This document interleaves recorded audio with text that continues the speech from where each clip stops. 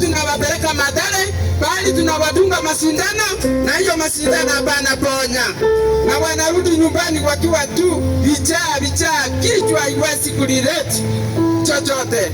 Kwa hiyo jioni njema, niko na furaha kuwaletea Chepkwony tena, niko na furaha kuwaletea Chepkwony tena. Chepkwony miaka hiyo 16 kuwaletea Chepkwony ndio huyu. For 20 years he has been in Keringet. Alikuwa kule Keringet, living in the toilet. akiwa anaishi kwenye vyoo. Those of us who go for the markets, Wale ambao huenda kule that sokoni, is where Chepkwony was living. hapo ndipo Chepkwony alikuwa In akiishi, the toilets, ndani ya vyoo, eating the fikamata in the toilet, akila kinyesi ndani ya choo, carrying the stones from one point to another. akibeba mawe kutoka mahali pamoja hadi pengine. Until Jesus, Lakini wakati our Lord and our Savior, Bwana wetu na Mwokozi came and removed lunacy. akakuja na akatoa wema wazimu.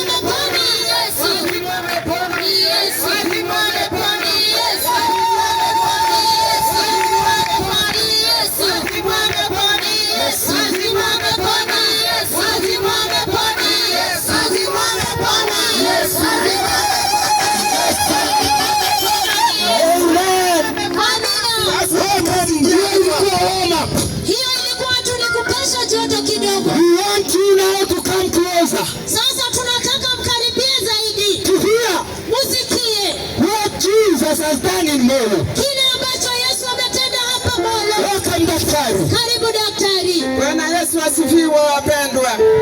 Mmesikia matendo mazito. Ninakwambia Yesu amefanya. Hata mimi nikiwa daktari singeamini. Ningekaa kama nyinyi pale nje nikisema Mungu kweli aponyi.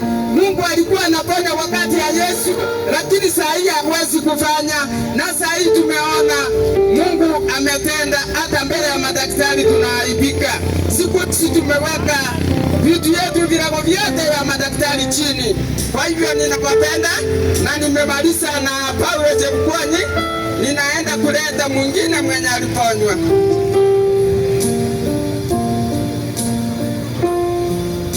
Ndio hiyo anateremka, ana fujo, ana mambo